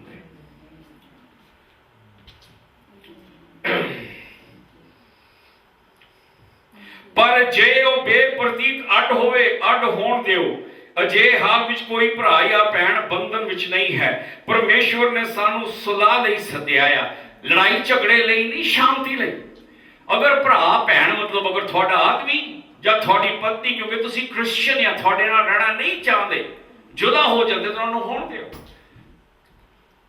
ਤੁਸੀਂ ਇਸ ਬੰਧਨ ਦੇ ਵਿੱਚ ਨਹੀਂ ਕਿ ਉਹਨੂੰ ਜ਼ਬਰਦਸਤੀ ਮੁੜ ਕੇ ਲੈ ਕੇ ਆਓ, ਪਰ ਤੁਸੀਂ ਦੁਬਾਰਾ ਵਿਆਹ ਫਿਰ ਵੀ ਨਹੀਂ ਕਰਾ ਸਕਦੇ, क्योंकि जे वो मर्जी ब्याह होया वो एक बारी हो गया, वो सदा नहीं ब्याह आया जब तक एक धिर मरती नहीं। हे पत्नीए, तू किस तरह जानदी अपने पति को बचा लवेगी, अथवा हे पति तू किस तरह जानता है तू अपने पत्नी को बचा लवेगा। संत पौल कहता कि असीं सलाह नहीं कर सकते, हो सके थोड़ी औरत जीसस नूं नहीं मानती पर तुसी तां ਮੰਨਦੇ ना। ਤੁਹਾਨੂੰ ਕੀ ਪਤਾ ਗਾਹਾਂ ਨੂੰ ਹੋ ਸਕੇ ਤੁਹਾਡੇ ਵੱਲ ਦੇਖ ਕੇ, ਤੁਹਾਡਾ ਚਾਲ ਚੱਲਣ ਦੇਖ ਕੇ ਤੁਹਾਡੀ ਤੀਵੀ ਉੱਤੇ ਪ੍ਰਭਾਵ ਹੋਵੇ, ਉਹ ਵੀ ਬਦਲ ਜਾਵੇ। ਕਈਆਂ ਘਰਾਂ 'ਚ ਦਾ ਹੋਈ ਤੀਵੀ ਜੀਸਸ ਨੂੰ ਮੰਨਦੀ, ਆਦਮੀ ਨਹੀਂ, ਪਰ ਹੌਲੀ ਹੌਲੀ ਜਦੋਂ ਬੰਦੇ ਨੇ ਦੇਖਿਆ ਕਿ ਉਹਦੀ ਤੀਵੀ ਅੱਗੇ ਨਾਲੋਂ ਬਦਲੀ ਉਹਦੀਆਂ ਚੰਗੀਆਂ ਆਦਤਾਂ, ਉਹ ਤੀਵੀ ਦਾ ਪ੍ਰਭਾਵ, ਉਹਦੇ ਚਾਲ ਚੱਲਣ ਦਾ ਪ੍ਰਭਾਵ ਆਦਮੀ ਦਾ ਇੰਨਾ ਪਿਆ ਕਿ ਉਹ ਵੀ ਮੰਨਣ ਲੱਗ ਪਿਆ ਜੀਸਸ। ਸੋ ਸੰਤ ਇਹੀ ਗੱਲ ਕਰਦਾ ਕਿ ਤੁਹਾਨੂੰ ਕੀ ਪਤਾ ਕਿ ਜਿਹੜਾ ਸਾਥੀ ਤੁਹਾਡੇ ਨਾਲ ਰਹਿ ਰਿਹਾ, ਕੀ ਪਤਾ ਗਾਹਾਂ ਨੂੰ ਉਹ ਵੀ ਜੀਸਸ ਨੂੰ ਮੰਨਣ ਲੱਗ ਪਵੇ, ਚਾਹੇ ਤੀਵੀਆਂ ਚਾਹੇ ਆਦਮੀਆਂ। ਹੋ ਸਕੇ ਉਸ ਟਾਈਮ ਤੇ ਨਹੀਂ ਮੰਨਦੇ, ਪਰ ਹੌਲੀ ਹੌਲੀ ਕਈਆਂ ਨਾਲ ਹੋਇਆ ਕਿ ਉਹਨਾਂ ਦਾ ਟੱਬਰ ਵੀ ਮੰਨਣ ਲੱਗ ਪੈਂਦਾ ਹੈ। पर इस प्रकार प्रभु ने हरेक नूं वंडिया होया है, जिस प्रकार उस प्रकार परमेश्वर ने हरेक नूं सद्या है, उसे प्रकार ना चले। वे सारी कलीसिया विच इदा ही ठहरांदा आ कि जे कोई कुआरा आ तो कुआरी चाल रब और चले, पवित्रता ब्याह तो ब्याह चाल चले। कोई सुनत सद्या उस अनसुनती ना होवे, जिहड़ा यहूदी सद्या गया जीसस दे विच जां क्रिश्चियन बणिया यहूदी, ਉਹ ਆਪਣੇ ਆਪ ਨੂੰ ਬਾਹਰੋਂ ਅਨਸੁਣਤੀ ਨਾ ਸਮਝੇ। ਜੇ ਕੋਈ ਅਨਸੁਣਤੀ ਨਾ ਬਣੇ ਅਤੇ ਜਿਹੜਾ ਸੁਣਤੀ ਹੋਵੇ, ਅਸੁਣਤੀ ਹੋਵੇ, ਜਿਹਨ ਸੁਨਤ ਨਹੀਂ ਕੀਤੀ ਉਹ ਸੁਨਤ ਨਾ ਕਰਾਵੇ। ਜਿਸ ਹਾਲ ਦੇ ਵਿੱਚ ਸੰਤ ਕਹਿੰਦਾ ਰੱਬ ਨੇ ਤੁਹਾਨੂੰ ਸੱਦਿਆ, ਰੱਬ ਨੇ ਤੁਹਾਨੂੰ ਉਸ ਹਾਲ ਦੇ ਵਿੱਚ ਕਬੂਲ ਕੀਤਾ। ਅਗਰ ਸੁਣਤੀ ਆ ਯਹੂਦੀ, ਉਸਨੇ ਤੁਹਾਨੂੰ ਸਾਲ 'ਚ ਕਬੂਲ ਕਰ ਲਿਆ। ਜੇ ਤੁਸੀਂ ਅਸੁਣਤੀ ਆ ਨਹੀਂ ਯਹੂਦੀ, ਰੱਬ ਨੇ ਤੁਹਾਨੂੰ ਉਸ ਹਾਲ ਦੇ ਵਿੱਚ ਕਬੂਲ ਕਰ ਲਿਆ। ਸੋ ਜਿਹੜੇ ਅਸੁੰਤੀ ਉਹ ਯਹੂਦੀ ਬਣਨ ਦੀ ਕੋਸ਼ਿਸ਼ ਨਾ ਕਰ, ਰਾਈਟ, ਕਿਉਂਕਿ ਜਿਸ ਹਾਲ 'ਚ ਤੁਸੀਂ ਆਏ ਰੱਬ ਨੇ ਤੁਹਾਨੂੰ ਕਬੂਲ ਕੀਤਾ। ਕਿਉਂਕਿ ਸੱਤ ਕਹਿੰਦਾ ਸੀ ਜਾਣਦੇ ਹੋ ਨੀ ਵੀ ਐ ਸੁਨਤ ਕੁਝ ਨਹੀਂ, ਅਸੁੰਤੀ ਕੁਝ ਨਹੀਂ, ਪਰੰਤੂ ਪ੍ਰਭੂ ਦੇ ਹੁਕਮਾਂ ਦੀ ਪਾਲਣਾ ਕਰਨਾ ਸਭ ਕੁਝ ਆ। ਸੁਨਤ ਬਣੋ ਜਾਂ ਨਾ ਬਣੋ, ਰੱਬ ਉੱਤੇ ਕੋਈ ਅਸਰ ਨਹੀਂ। ਰੱਬ ਕੀ ਚਾਹੁੰਦਾ ਕਿ ਆਦਮੀ ਉਹਦੇ ਹੁਕਮਾਂ ਤੇ ਚੱਲੇ। ਸੁਨਤ ਕਰਨ ਨਾਲ ਆਦਮੀ ਰੱਬ ਨਾਲ ਸਹੀ ਨਹੀਂ ਹੋ ਸਕਦਾ, ਪਰ ਉਹਦੇ ਹੁਕਮ ਰੱਖਣ ਨਾਲ, ਉਹਦੀ ਆਗਿਆ ਦੀ ਪਾਲਣਾ ਕਰਨ ਨਾਲ ਆਦਮੀ ਰੱਬ ਨਾਲ ਸਹੀ ਹੋ ਸਕਦਾ। ਹਰ ਕੋਈ ਜਿਸ ਸਾਲ ਵਿੱਚ ਸੱਦਿਆ ਗਿਆ ਉਸੇ ਵਿੱਚ ਟਿਕਿਆ ਰਹੇ। ਕੀ ਤੂੰ ਗੁਲਾਮ ਹੋ ਕੇ ਸੱਦਿਆ ਗਿਆ ਤਾਂ ਕੀ ਹੋਇਆ ਫਿਰ? ਜੇ ਕਿਤੇ ਆਜ਼ਾਦ ਹੋ ਸਕੇ ਉਹਦਾ ਯਤਨ ਕਰ। ਅਗਰ ਤੁਹਾਡੀ ਹਾਲਤ ਸੁਧਰਦੀ ਆ ਤਾਂ ਉਸ ਹਾਲਤ ਨੂੰ ਬਦਲਾਓ। ਕਿ ਤੁਹਾਡੇ ਵਿੱਚੋਂ ਕਈ ਉਸ ਟਾਈਮ ਤੇ ਗੁਲਾਮ ਸੀਗੇ, ਜਿਹੜੇ ਕਿ ਮੁੱਲ ਖਰੀਦੇ ਜਾਂਦੇ ਨੌਕਰ ਸੀਗੇ ਰੋਮ ਦੇ ਰਾਜ ਦੇ ਵਿੱਚ। ਜੀਸਸ ਦੇ ਟਾਈਮ ਦੇ ਵਿੱਚ ਵੀ ਕਈ ਗੁਲਾਮ ਸੀਗੇ। ਸੋ ਇੱਥੇ ਸੱਤ ਕਹਿੰਦਾ ਕਿਉਂਕਿ ਉਸ ਟਾਈਮ ਤੇ ਰੋਮ ਦਾ ਰਾਜ ਉਸ ਇਲਾਕੇ ਜਾਂ ਸਾਰੀ ਦੁਨੀਆ ਦੇ ਵਿੱਚ ਸੀ। ਰੋਮ ਇੱਕ ਸਮਰਾਟ ਸੀ। ਤਾਂ ਇੱਥੇ ਕਹਿੰਦਾ ਉਹਨਾਂ ਗੁਲਾਮਾਂ ਨੂੰ ਕਿ ਜੇ ਕੋਈ ਰੋਮਨ ਅਫਸਰ ਜਾਂ ਰੋਮਨ ਆਦਮੀ ਤੈਨੂੰ ਆਜ਼ਾਦ ਕਰਨਾ ਚਾਹੁੰਦਾ ਗੁਲਾਮੀ ਤੋਂ, ਤਾਂ ਆਜ਼ਾਦ ਹੋ ਜਾਓ। ਚਾਂਸ ਜਿਹੜਾ ਤੈਨੂੰ ਦਿੰਦਾ ਉਹ ਲੈ ਲੈ। ਕਿ ਅਗਰ ਤੁਹਾਡੀ ਜ਼ਿੰਦਗੀ 'ਚ ਕੋਈ ਚਾਂਸ ਹੁੰਦਾ ਸੁਧਰਨ ਲਈ ਤੁਹਾਡੀ ਜ਼ਿੰਦਗੀ, ਤਾਂ ਸੁਧਾਰੋ। ਸੰਤ ਕੀ ਕਹਿੰਦਾ? ਹਰ ਕੋਈ ਉਸ ਹਾਲ ਵਿੱਚ ਟਿਕਿਆ ਜੋ ਸੱਦਿਆ ਗਿਆ, ਉਸ ਹਾਲ ਵਿੱਚ ਟਿਕਿਆ। ਕੀ ਤੂੰ ਗੁਲਾਮ ਹੈ ਜੋ ਸੱਦਿਆ ਗਿਆ ਤਾਂ ਕੀ ਹੋਇਆ ਫਿਰ? ਜੇ ਕਿਤੇ ਆਜ਼ਾਦ ਹੋ ਸਕੇ ਤਾਂ ਉਹਦਾ ਯਤਨ ਕਰ। ਚਾਂਸ ਹੈ ਦੇਖੋ ਗੁਲਾਮੀ ਤੋਂ ਆਜ਼ਾਦ ਹੋਣ ਲਈ, ਤਾਂ ਆਜ਼ਾਦ ਹੋ ਜਾ। ਕਿਉਂਕਿ ਜਿਹੜਾ ਗੁਲਾਮ ਹੈ ਹੋ ਕੇ ਸੱਦਿਆ ਗਿਆ ਉਹ ਪ੍ਰਭੂ ਦਾ ਆਜ਼ਾਦ ਹੋਇਆ ਹੈ। ਅਗਰ ਤੁਸੀਂ ਗੁਲਾਮ ਆ ਤਾਂ ਦੁਨੀਆ ਦੀਆਂ ਨਜ਼ਰਾਂ 'ਚ ਗੁਲਾਮ ਆ, ਲੋਕਾਂ ਦੀਆਂ ਨਜ਼ਰਾਂ 'ਚ, ਪਰ ਰੱਬ ਦੀਆਂ ਨਜ਼ਰਾਂ 'ਚ ਤੁਸੀਂ ਗੁਲਾਮ ਨਹੀਂ, ਤੁਸੀਂ ਆਜ਼ਾਦ ਇਨਸਾਨ ਆ। ਕਿਉਂਕਿ ਰੱਬ ਕਿਸੇ ਨੂੰ ਗੁਲਾਮੀ ਵਿੱਚ ਨਹੀਂ ਲੈ ਕੇ ਆਉਂਦਾ। ਸੋ ਦੁਨੀਆ ਦੇ ਗੁਲਾਮ ਆ ਪਰ ਰੱਬ ਦੇ ਆਜ਼ਾਦ ਆ। ਉਸਨੇ ਤੁਹਾਨੂੰ ਆਜ਼ਾਦ ਕੀਤਾ ਤੁਹਾਡੇ ਗੁਨਾਹਾਂ, ਤੁਹਾਡੇ ਪਾਪਾਂ ਤੋਂ। ਰੱਬ ਤੁਹਾਡੇ ਵੱਲ ਗੁਲਾਮਾਂ ਵਾਂਗੂ ਨਹੀਂ ਦੇਖਦਾ ਕਿ ਮੇਰਾ ਗੁਲਾਮ ਆ। ਰੱਬ ਤੁਹਾਡੇ ਵੱਲ ਪੁੱਤ ਧੀਆਂ ਵਾਂਗੂ ਦੇਖਦਾ ਕਿ ਉਹ ਮੇਰਾ ਪੁੱਤ ਆ, ਉਹ ਮੇਰੀ ਧੀ ਆ। ਇਹ ਨਹੀਂ ਦੇਖਦਾ ਕਿ ਉਹ ਗੁਲਾਮ ਆ ਜਾਂ ਨੌਕਰ ਆ ਜਾਂ ਅਫਸਰ ਆ। ਉਹ ਸਿਰਫ ਇੱਕ ਚੀਜ਼ ਦੇਖਦਾ ਕਿ ਉਹਦੇ ਪੁੱਤ ਧੀਆਂ ਆ। ਸੋ ਸੰਤ ਜੀ ਕਹਿੰਦੇ ਕਿ ਦੁਨੀਆ ਦੀ ਨਜ਼ਰਾਂ 'ਚ ਉਹ ਗੁਲਾਮ ਆ, ਪਰ ਰੱਬ ਦੀ ਨਜ਼ਰਾਂ 'ਚ ਪ੍ਰਭੂ ਦਾ ਆਜ਼ਾਦ ਕੀਤਾ ਹੋਇਆ। ਇਸੇ ਤਰ੍ਹਾਂ ਜਿਹੜਾ ਆਜ਼ਾਦ ਹੋ ਕੇ ਸੱਦਿਆ ਗਿਆ ਉਹ ਮਸੀਹ ਦਾ ਗੁਲਾਮ ਆ। ਕਹਿੰਦਾ ਜਿਹੜਾ ਆਦਮੀ ਕਿਸੇ ਦਾ ਗੁਲਾਮ ਨਹੀਂ, ਉਹ ਵੀ ਖਿਆਲ ਰੱਖਿਓ ਉਸਕੇ ਦੁਨੀਆ ਦਾ ਗੁਲਾਮ ਨਹੀਂ, ਪਰ ਉਹ ਉਹਦਾ ਸੇਵਕ ਹੈ। ਗੁਲਾਮ ਆ। ਗੁਲਾਮ ਇਸ ਤਰ੍ਹਾਂ ਜਿਸ ਤਰ੍ਹਾਂ ਇਨਸਾਨ ਗੁਲਾਮੀ ਕਰਦੇ ਕਿ ਉਹ ਜਾਣੇ ਕਿ ਉਹਦੇ ਹੁਕਮਾਂ ਦੇ ਥੱਲੇ ਆ। ਪਰਮੇਸ਼ਵਰ ਉਹਦਾ ਰਾਜਾ ਆ ਜਾਂ ਪ੍ਰਭੂ ਆ, ਉਹ ਉਹਦਾ ਸੇਵਕ ਆ। ਸੋ ਜਿਸ ਤਰ੍ਹਾਂ ਉਹ ਪ੍ਰਭੂ ਦਾ ਸੇਵਕ ਆ, ਉਸੇ ਤਰ੍ਹਾਂ ਉਹਨੂੰ ਵੀ ਚਾਹੀਦਾ ਕਿ ਜਿਹੜਾ ਉਹਦੇ ਥੱਲੇ ਗੁਲਾਮ ਆ ਉਹਦਾ ਆਦਰ ਕਰੇ, ਉਹਦੇ ਨਾਲ ਚੰਗਾ ਵਰਤਾਵ ਕਰੇ, ਉਹਦੇ ਉੱਤੇ ਕੋਈ ਜ਼ੁਲਮ ਨਾ ਕਰੇ। ਹੋ ਸਕੇ ਮੈਂ ਇਨਸਾਨ ਦਾ ਗੁਲਾਮ ਨਾ ਹਾਂ ਪਰ ਰੱਬ ਦਾ। ਪਰ ਰੱਬ ਦੀ ਗੁਲਾਮੀ ਇਨਸਾਨ ਦੀ ਗੁਲਾਮੀ ਵਰਗੀ ਨਹੀਂ ਹੁੰਦੀ। ਉਹਨੂੰ ਮਾਰਨਾ ਘੋਟਣਾ ਜਿਹੀਆਂ ਚੀਜ਼ਾਂ ਨਹੀਂ ਕਰਦਾ, ਪਰ ਮਿਸਾਲ ਦੇ ਰਿਹਾ। ਸੋ ਅਗਰ ਮੈਂ ਰੱਬ ਦਾ ਗੁਲਾਮ ਆ ਤਾਂ ਜਿਹੜਾ ਮੇਰੇ ਥੱਲੇ ਗੁਲਾਮ ਆ, ਜਿਸ ਤਰ੍ਹਾਂ ਰੱਬ ਮੇਰਾ ਆਦਰ ਕਰਦਾ ਉਸ ਤਰ੍ਹਾਂ ਮੇਰਾ ਫਰਜ਼ ਉਹਦਾ ਵੀ ਆਦਰ ਕਰਨਾ।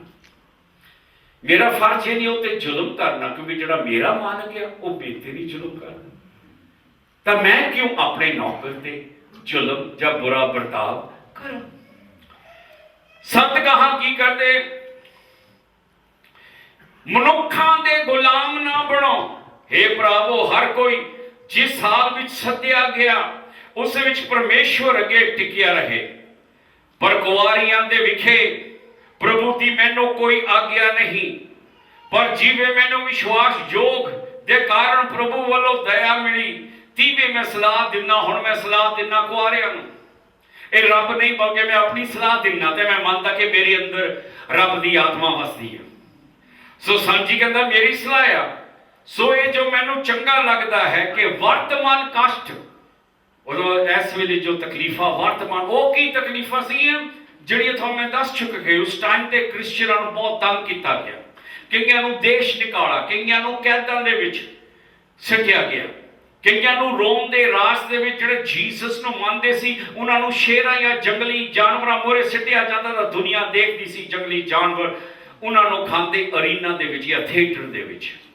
ਜਿਹੜਾ ਨੀਰੋ ਸੀ ਉਹ ਕ੍ਰਿਸਚੀਅਨਾਂ ਨੂੰ ਬੰਨ ਕੇ ਉਹਨਾਂ ਨੂੰ ਅੱਗ ਲਾਉਂਦਾ ਸੀ ਅਤੇ ਉਸ ਅੱਗ ਦੀ ਲੋ ਉਸਨੇ ਅੱਗ ਦੀ ਲੋ ਦੇ ਵਿੱਚ ਉਹ ਬਾਗ 'ਚ ਬਹਿੰਦਾ ਸੀ ਜਿੱਥੇ ਕ੍ਰਿਸਚੀਅਨ ਸੜ ਰਹੇ ਸੀਗੇ। ਥੰਬਾ ਵਾਂਗੂ ਖੜੇ ਕਰਕੇ ਅੱਗ ਲਾ ਦੇਣੀ ਤੁਹਾਨੂੰ ਦੇਖਣਾ, ਉਹਦੇ ਲਈ ਤਮਾਸ਼ਾ ਸੀ। ਉਹ ਹਾਲਤ ਹੈ, ਤਾਂ ਹੀ ਸੰਤ ਕਹਿੰਦੇ ਜਿਹੜੀ ਹਾਲਤ ਇਸ ਵੇਲੇ ਸਾਡੇ ਉੱਤੇ ਆਈ ਆ ਉਸ ਦੇ ਮੁਤਾਬਿਕ ਮੈਂ ਤੁਹਾਨੂੰ ਸਲਾਹ ਦੇ ਰਹੀ ਹਾਂ। ਵਰਤਮਾਨ ਕਸ਼ ਜਿਹੜਾ ਉਸ ਟਾਈਮ ਤੇ ਕ੍ਰਿਸਚਨਾਂ ਉੱਤੇ ਦੁੱਖ ਤਕਲੀਫ ਆ ਰਿਹਾ ਸੀ। ਸੰਤ ਕੀ ਕਹਿੰਦਾ 26ਵੀਂ ਐਡ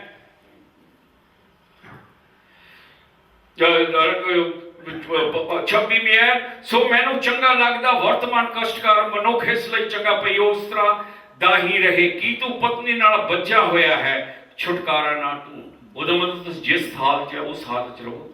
ਜੇ ਤੁਸੀਂ ਵਿਆਹੇ ਹੋ ਤਲਾਕ ਨਾ ਲਓ, ਆਪਣੇ ਤੀਵੀਂ ਆਦਮੀ ਤੋਂ ਜੁਦੇ ਨਾ ਹੋ।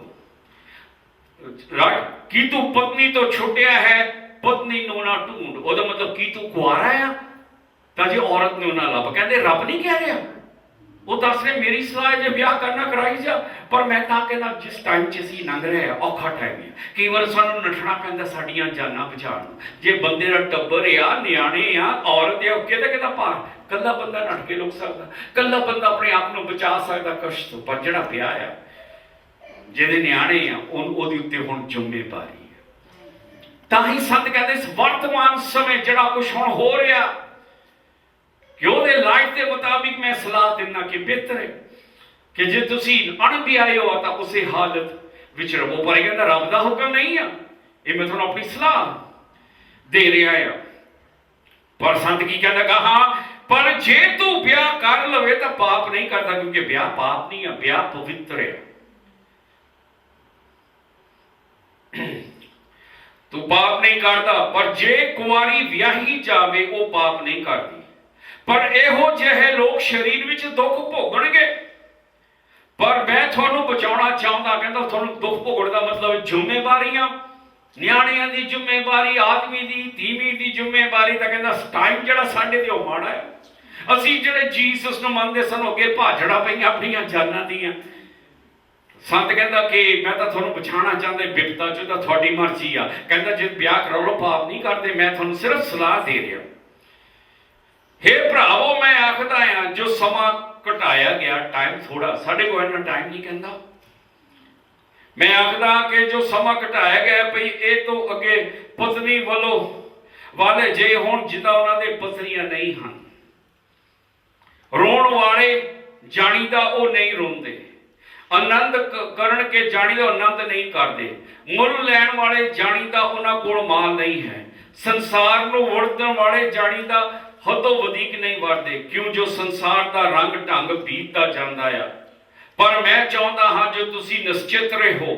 ਸੰਤ ਕਹਿੰਦਾ ਮੈਂ ਤਾਂ ਤੁਹਾਨੂੰ ਬਚਾਉਣਾ ਚਾਹੁੰਦਾ। ਟਾਈਮ ਲੰਘੀ ਜਾਂਦਾ, ਦੁਨੀਆ ਫੈਸ਼ਨ ਚੀਜ਼ਾਂ ਨੇ ਉਹਨੀ ਆਈ ਜਾਣੀਆਂ ਜਾਈ ਜਾਣੀਆਂ ਤਬਾਹ ਹੋਈ ਜਾਣੀਆਂ। ਪਰ ਟਾਈਮ ਥੋੜਾ ਆ ਰੱਬ ਦਾ ਸਹੀ ਹੁਣ, ਟਾਈਮ ਥੋੜਾ ਆ ਉਹਦੇ ਕੰਮ ਕਰਨ ਦੇ ਲਈ, ਇੰਨਾ ਟਾਈਮ ਨਹੀਂ ਆ। ਸੋ ਸੰਤ ਕਹਿੰਦਾ ਜਿਹੜੀਆਂ ਬਾਕੀ ਦੀਆਂ ਚੀਜ਼ਾਂ ਉਹ ਤਾਂ ਐਵੇਂ ਹੋਈ ਜਾਣੀ। ਜਿਹੜਾ ਖੁਸ਼ੀ ਹੁੰਦਾ ਹੁਣ ਜਿਹਦਾ ਖੁਸ਼ ਨਹੀਂ ਹੈ, ਜਿਹਨਾਂ ਕੋਲ ਚੀਜ਼ਾਂ ਇਸ ਤਰ੍ਹਾਂ ਜਿਹਦਾ ਉਹਦਾ ਕੋਲ ਕੁਛ ਵੀ ਨਹੀਂ ਹੈ, ਕਿ ਸਿਰਫ ਤੁਹਾਡੀਆਂ ਨਜ਼ਰਾਂ ਇੱਕ ਚੀਜ਼ ਤੇ ਹੋਣ, ਆਪਣੀ ਮੁਕਤੀ ਲਈ ਅਤੇ ਰੱਬ ਦਾ ਸਮਾਚਾਰ ਲੋਕਾਂ ਨੂੰ ਦੱਸਣ ਦੇ ਲਈ। ਸੰਤ ਕੀ ਕਹਿੰਦਾ ਪਰ ਮੈਂ ਚਾਹੁੰਦਾ ਤੁਸੀਂ ਨਿਸ਼ਚਿਤ ਰਹੋ। ਅਣਵਿਆਹਿਆ ਪੁਰਖ ਪ੍ਰਭੂ ਦੀਆਂ ਗੱਲਾਂ ਦੀ ਚਿੰਤਾ ਕਰਦਾ ਹੈ, ਜੋ ਉਹਨੂੰ ਪ੍ਰਭੂ ਨੂੰ ਕਿਵੇਂ ਪ੍ਰਸੰਨ ਕਰੇ। ਵਿਆਹਿਆ ਹੋਇਆ ਸੰਸਾਰ ਦੀਆਂ ਗੱਲਾਂ ਦੀ ਚਿੰਤਾ ਕਰਦਾ ਹੈ, ਜੋ ਆਪਣੀ ਪਤਨੀ ਨੂੰ ਕਿਵੇਂ ਪ੍ਰਸੰਨ ਕਰੇ। ਇਸ ਦੁਬੱਧਾ ਵਿੱਚ ਪਿਆ ਰਹਿੰਦਾ ਹੈ।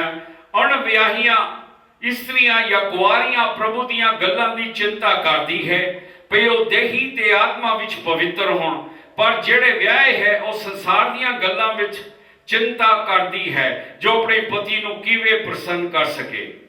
ਅਤੇ ਮੈਂ ਤੁਹਾਡੇ ਆਪਣੇ ਹੀ ਭਲੇ ਲਈ ਆਖਦਾ ਹਾਂ, ਨਾ ਇਸ ਲਈ ਜੋ ਤੁਹਾਡੇ ਉੱਤੇ ਬੰਦਿਸ਼ ਪਾਵਾਂ, ਤੁਹਾਡੇ ਉੱਤੇ ਮੈਂ ਕੋਈ ਭਾਰ ਨਹੀਂ ਪਾਉਣਾ ਚਾਹੁੰਦਾ, ਸਗੋਂ ਇਸ ਲਈ ਜੋ ਮੁਨਾਸਿਬ ਕੰਮ ਕੀਤਾ ਜਾਵੇ, ਨਾਲੇ ਤੁਸੀਂ ਬਿਨਾਂ ਘਾਬਰੇ ਪ੍ਰਭੂ ਦੀ ਸੇਵਾ ਵਿੱਚ ਲੱਗੇ ਰਹੋ। ਸੰਤ ਕਹਿੰਦਾ ਮੇਰੀ ਸਲਾਹ ਕਿ ਜਿਹੜਾ ਆਦਮੀ ਵਿਆਹ ਆ ਜਾਂ ਤੀਵੀਂ ਵਿਆਹੀ ਆ ਉਹਨਾਂ ਉੱਤੇ ਜ਼ਿੰਮੇਵਾਰੀਆਂ, ਉਹਨਾਂ ਨੂੰ ਰੋਜ਼ ਫਿਕਰ, ਨਿਆਣਿਆਂ ਨੂੰ ਕਿੱਥੋਂ ਰੋਟੀ ਦੇਣੀ, ਕੰਮ ਕਰਨਾ, ਕੱਪੜੇ ਲਿਆਣੇ, ਬਿੱਲ ਦੇਣਾ, ਫਲਾਨਾ ਕਰਨਾ, ਆਪਣੀ ਤੀਵੀਂ ਨੂੰ ਕਿੱਦਾਂ ਪ੍ਰਸੰਨ ਕਰਨਾ। ਜੇ ਤੀਵੀਂ ਦਾ ਕਹਿਣਾ ਨਾ ਮੰਨਿਆ ਤਾਂ ਘਰ 'ਚ ਲੜਾਈ ਝਗੜਾ। ਉਸੇ ਤਰ੍ਹਾਂ ਆਦਮੀ, ਤੀਵੀਂ ਨੂੰ ਫਿਕਰ ਆਦਮੀ ਦਾ ਕਿ ਆਦਮੀ ਘਰ ਆ ਕੇ ਨਾ ਲੜੇ, ਕਿ ਉਹਦੇ ਲਈ ਮੈਨੂੰ ਕੰਮ ਕਰਨਾ ਪੈਣਾ, ਆਹ ਕਰਨਾ ਪੈਣਾ। ਨਿਆਣੇ ਦੀ ਜ਼ਿੰਮੇਵਾਰੀ, ਆਦਮੀ ਉਹਦੇ ਕੰਮ ਦੀ ਜ਼ਿੰਮੇਵਾਰੀ, ਹੋਰ ਕੀ ਜ਼ਿੰਮੇਵਾਰੀਆਂ ਦਾ ਇੰਨਾ ਟਾਈਮ ਰੱਬ ਦੇ ਦਿੰਦਾ। ਪਰ ਇਹ ਕਹਿੰਦਾ ਜਿਹੜਾ ਕੁਆਰਾ ਆਦਮੀ ਹੈ ਜਾਂ ਤੀਵੀਂ, ਉਹਨੂੰ ਇੱਦਾਂ ਦਾ ਫਿਕਰ ਨਹੀਂ ਹੈ। ਸੋ ਇਸ ਕਰਕੇ ਆਪਣੇ ਸਾਰੇ ਮਨ ਤਨ ਦੇ ਨਾਲ ਉਹ ਆਪਣਾ ਆਪ ਰੱਬ ਨੂੰ ਦੇ ਸਕਦਾ ਹੈ।